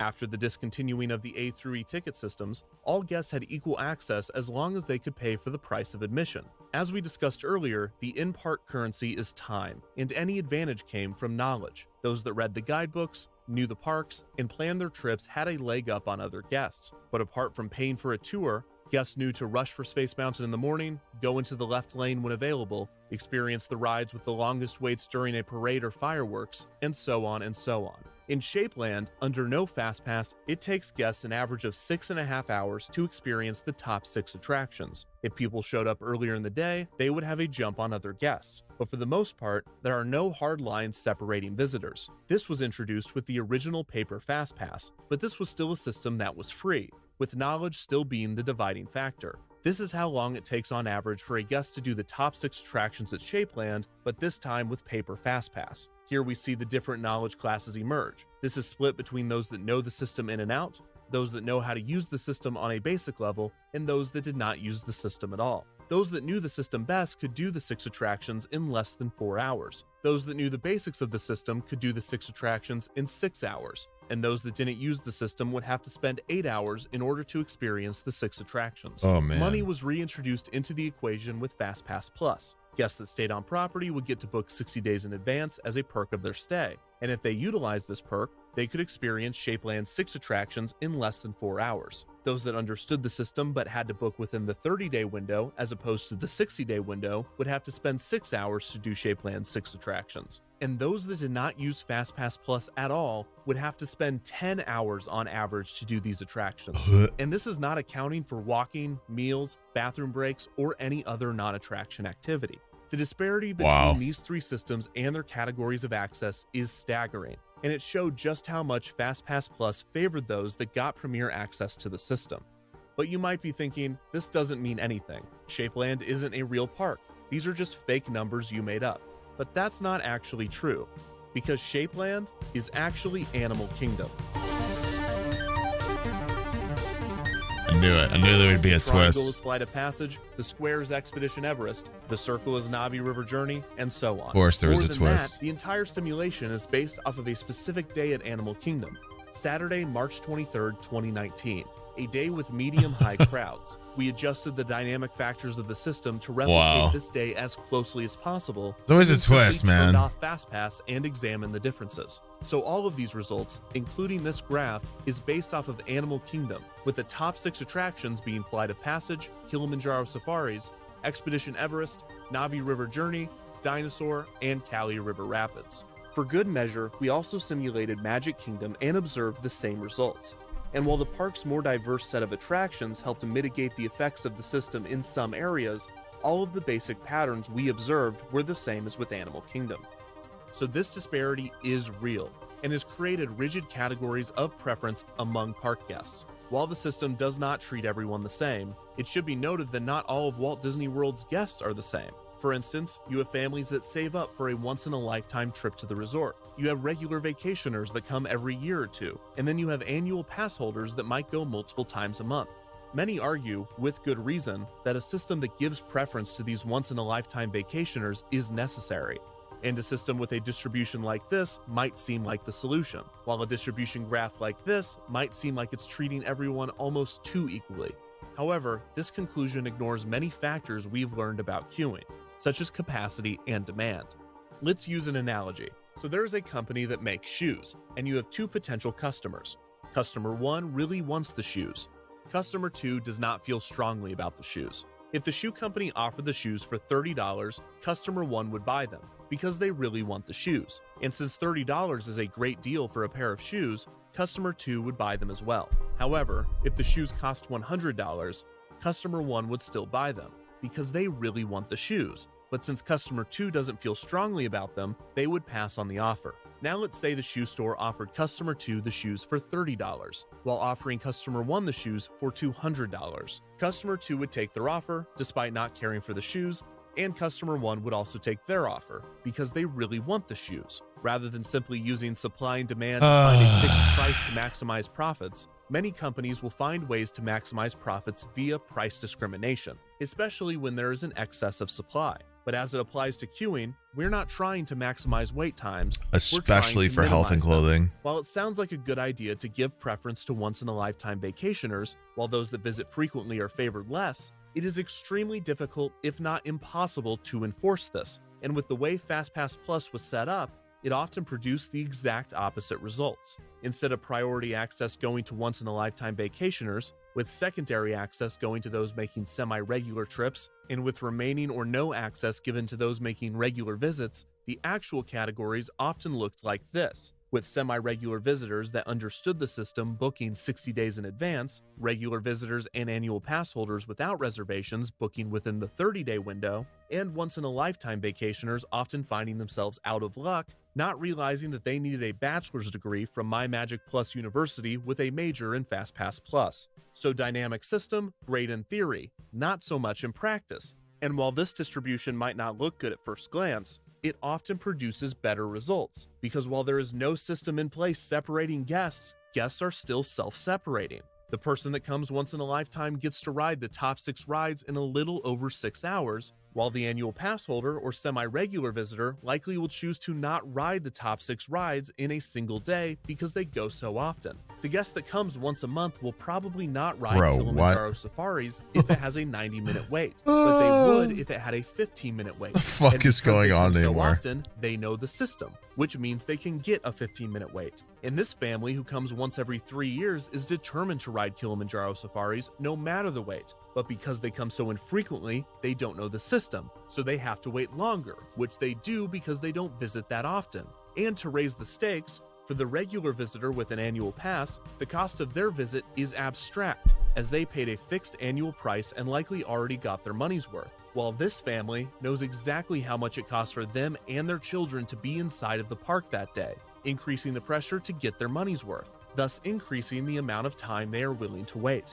And because the capacity of rides are determined by design and operation, the supply is finite. So this exact scenario plays out over and over again, to the point where someone might just wonder, hey, if you have a limited amount of shoes to sell, stop giving them to people that don't want them for $30. Instead, just get rid of the system and let people self-select. Some rides will have long waits, some rides will have short waits, but at least everyone will be or making redo your rides based on the context of their visit, and not how good they are at playing the My Disney Experience app as if it were a slot machine. I know that some might disagree with this conclusion.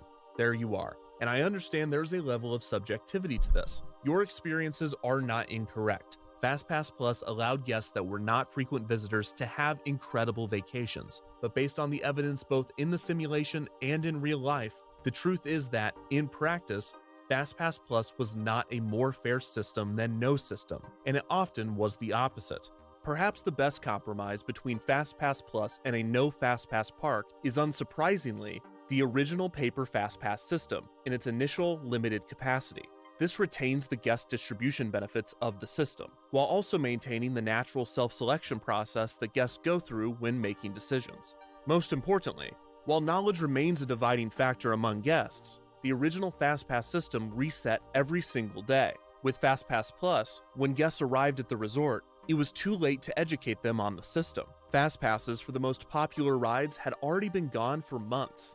With paper Fastpass, guests might find themselves unaware of the system on day 1 of their vacation, but they could quickly learn it and be utilizing it by day 2. This is why Disneyland's MaxPass system was more favorable to many guests. It was essentially the original Fastpass system, except for digital rather than physical, the only caveat being that it cost money to utilize, which was its most divisive aspect. The original paper Fastpass was an idea that was birthed from within operations, while Fastpass Plus, by all indications, was a system birthed from marketing. Its intention was not to make operations more smooth within the park. Its purpose was to be a key part of a larger guest experience initiative.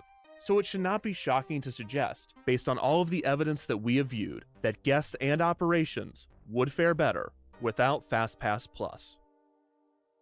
I can't believe it. But what am I talking about? They spent $1 billion on this. They're not getting rid of anything. So... no.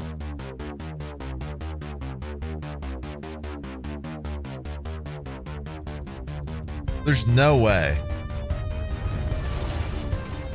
I was about to say, it's going to be fixing the ride, most likely.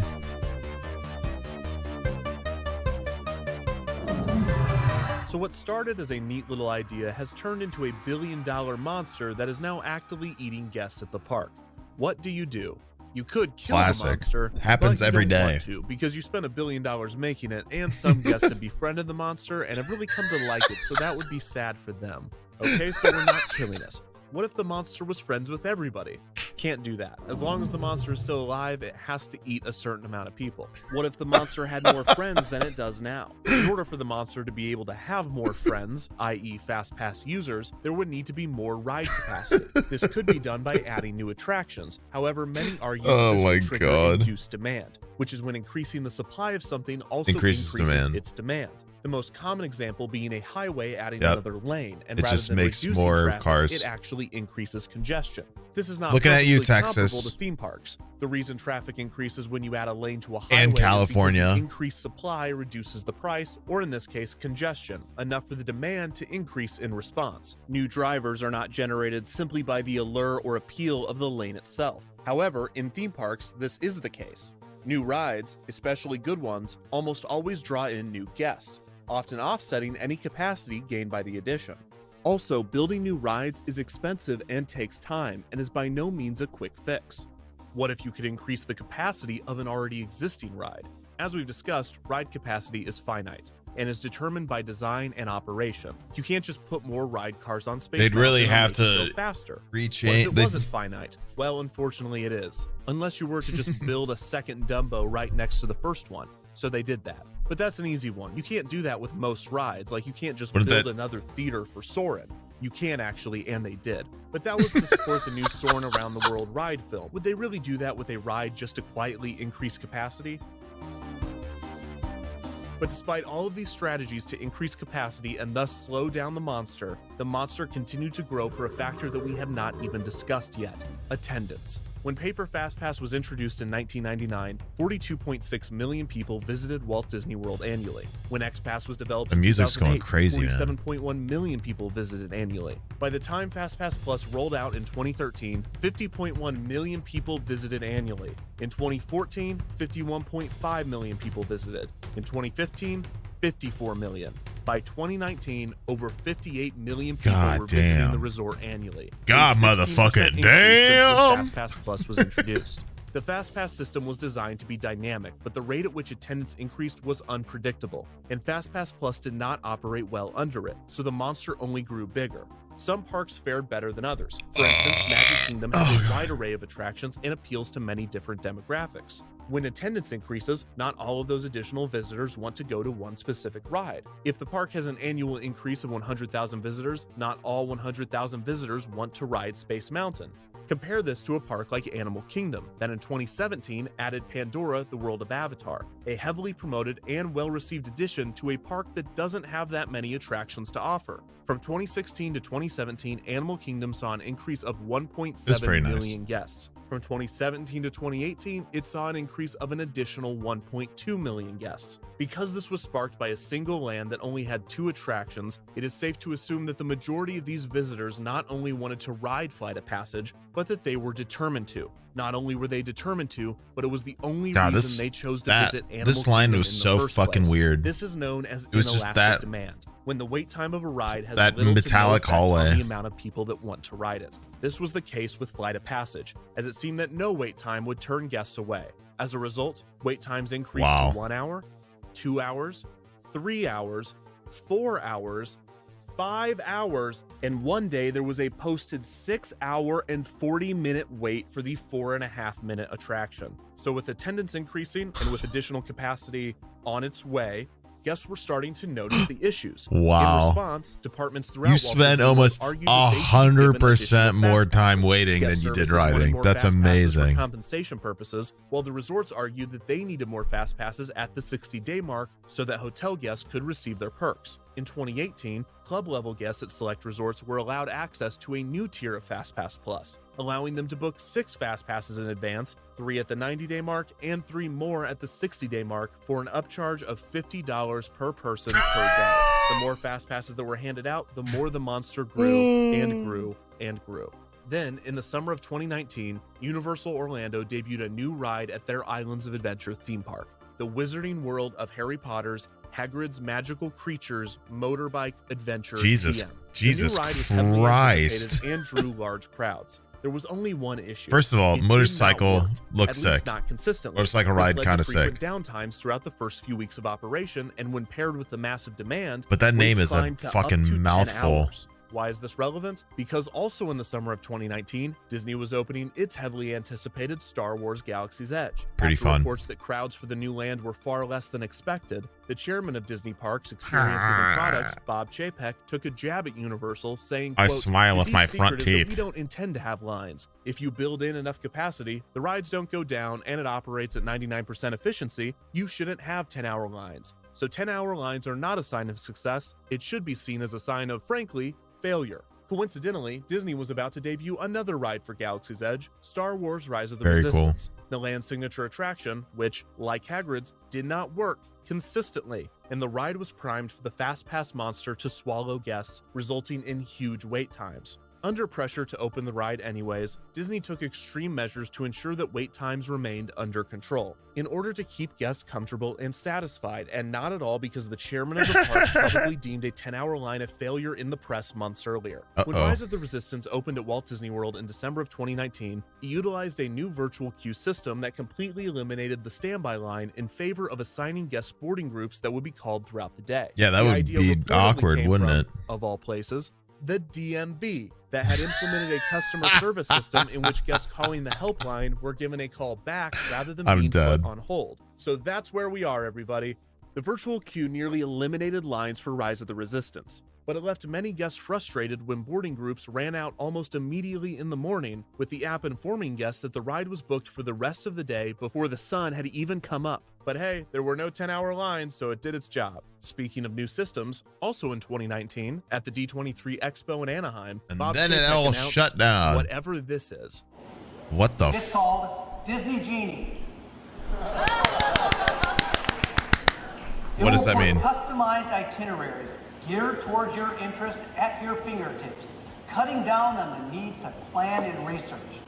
So with the old system So, raging on, taking your and just information beginning, and selling a it to future one you. in development, the beast Cool. was growing faster than ever. Love Every that. attempt to fix the problem was at best a stall, but most often, the attempts only made the monster's damage worse. The amount of guests that the system benefited declined, while those that did benefit were more loyal to it than ever, because it was more necessary than ever to have a good time at the parks. The more fast passes that were added to the system, the more the monster grew. I love the more people that came to analogy. the parks, the more the monster grew. The monster grew and grew until Walt Disney World had finally succumbed to the beast.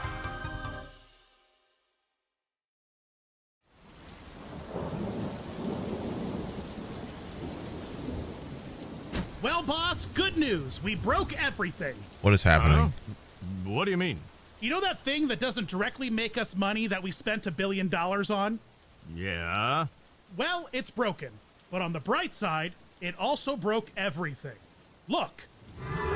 Those people are just trying to go to the attractions. Why is it... Eating them? I don't know. Why isn't it eating those people? Oh, those people are friends with it. Oh my gosh, how is this good news? Everything is broken. Yeah, but how is that good? Come on, boss, don't you see?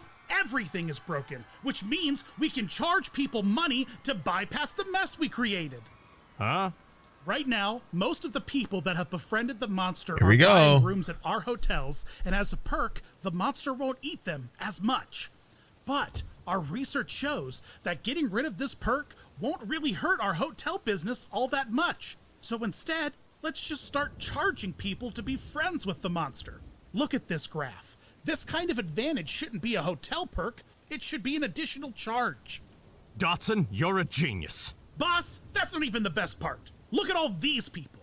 They're where the real money is. We're going to charge people to have a worse day? No, of course not. But we're gonna make money from them. See, it takes these people 10 hours to do 6 rides. That's not even accounting for walking, bathroom breaks, or meals. The park is only open for 12 hours. There's no way they're gonna do those 6 rides in a single day, which means...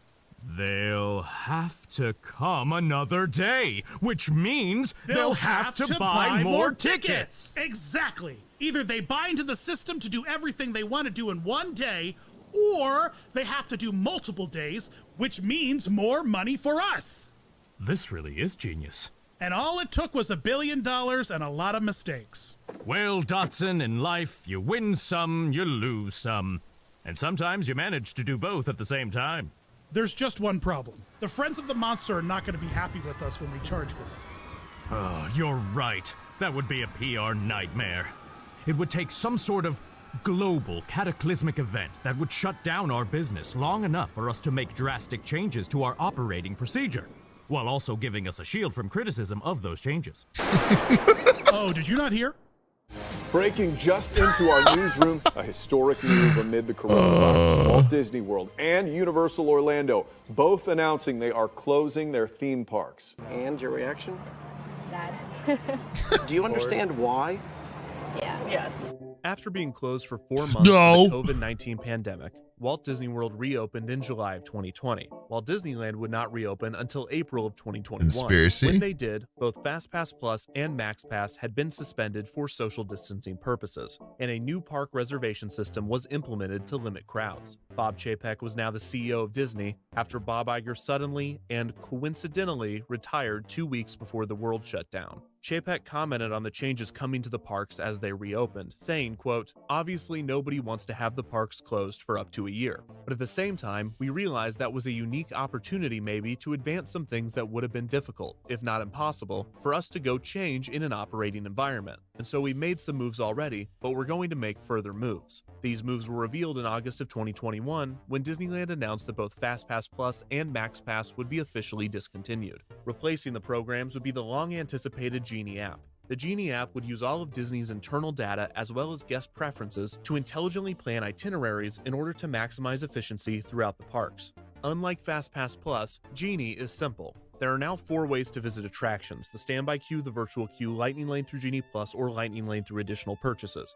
For any ride, guests can still choose to wait in the standby line, except for the rides in which they can't, which are the ones using virtual queue. If an attraction is using virtual queue, guests must wake up at 7 a.m. on the day of and attempt to join the virtual queue from their phones. If they don't get a boarding group, then they will have another chance once they are inside the park at 1 p.m. If guests don't want to wait in the standby line or use the virtual queue, for $15 per person per day, they can upgrade to Genie Plus, which is similar to Disneyland's MaxPass, allowing them to obtain 1 Lightning Lane pass every 2 hours or after the first one is redeemed, except rather than being inside the park, they can make their first reservation from anywhere at 7 a.m. on the day of. However, not all Lightning Lane attractions are included in Genie Plus. Some are available for additional purchase with varying prices depending on the season. For instance, the Lightning Lane for Rise of the Resistance, which moved to a seasonal standby queue, will cost $15 per person, so guests either pay $15 per person to enter the Lightning Lane or enter the standby queue if it is available. If not, they need to wake up at 7 a.m. to enter the virtual queue, or just pay the $15 per person to enter the Lightning Lane. My God. Simple and hugely popular. Or is it? Who's to say?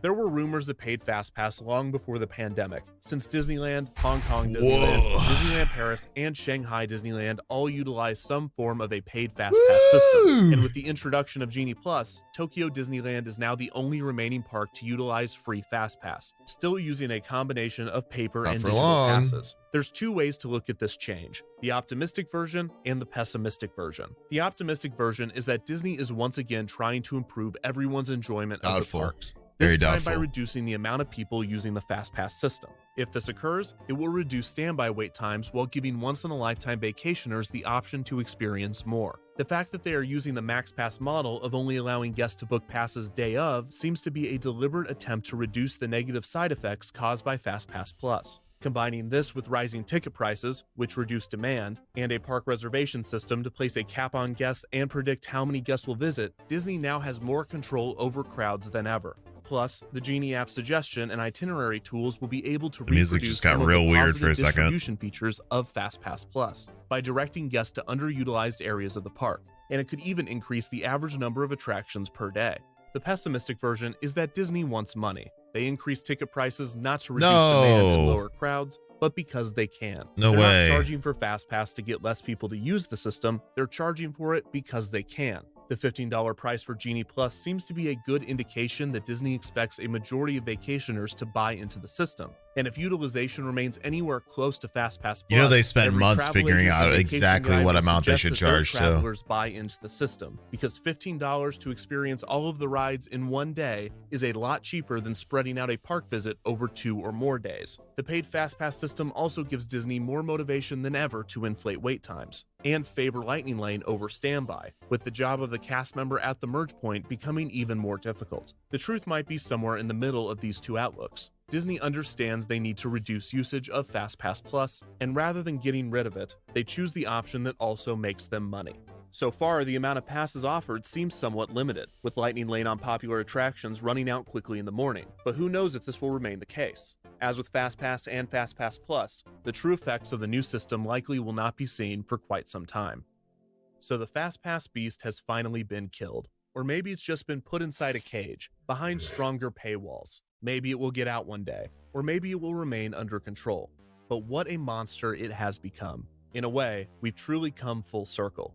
In 1971, Magic Kingdom opened with a ticket book system in which guests had to pay to ride each ride. And exactly 50 years later, in 2021, guests are once again paying to ride rides, or at least skip the line. Despite a similar destination, the path that queuing at the Disney parks has taken over the past 5 decades was anything but predictable. And this long, winding narrative shines a light on an oft-overlooked aspect of the theme park industry. We have examined ad nauseum the ways in which Imagineers and theme park designers create immersive worlds that transport guests out of their reality and into wild, a new one. dude. But the story of Fastpass is one of the This rare is tales one that belongs element not to the Imagineers, of a theme but to park. operations. If the Imagineers' job is to design and construct environments that entertain and immerse guests, it is the job of operations managers, cast members, and industrial engineers to operate and maintain these environments. And their job is more involved in a park's escapism than one might initially think. When operations find strategies and test systems that have the potential to take the guest experience to the next level, they are not merely increasing guest satisfaction, but they are supporting the environments and stories of the parks by offering a higher level of escapism. There is no better example of this than Fastpass. Long lines have always been a disruptive force in the Disney parks, detracting from the guest experience and often the design intentions of the park's theming. After all, the real world has lines. At the bank, at restaurants, at the DMV. Attempting to remove them, or at least giving guests the ability to avoid them, has the potential to create an experience better than reality, thus assisting in the escapism and immersion of the parks. However, with the evolution of Fastpass, well, like ordering in we advance also and saw stuff the for fast food opposite side places of this is really coin. nice. Instead of But I'm not sure operations if that's a creating good reality experience for the better than workers. ours, the disparities and inequalities of the real world were allowed to creep in. Whether guests were separated by knowledge specific to the park or their personal financial situation, utilizing a system that allows for these disparities can take away from the intention, uniqueness, and beauty of the theme park experience. This is not to say that these strategies weren't worth experimenting with, and I'm sure that we'll see many more in the future. As we know, queuing is always evolving, and no one knows for sure what the next step will be. But what does seem certain is that as long as there is something worth waiting for, there will probably be a wait for it. That was the most analogy So I'll ask you ever. again, how much do you know about lines?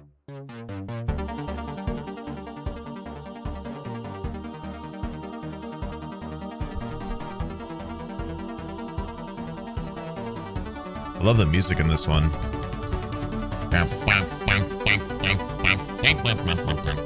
Listen to the soundtrack.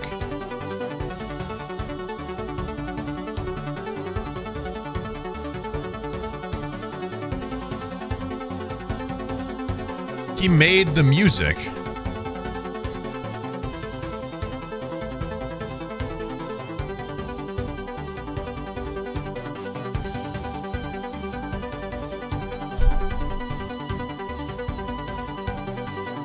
Wow. Just made all that music himself. That's crazy. What a legend, dude.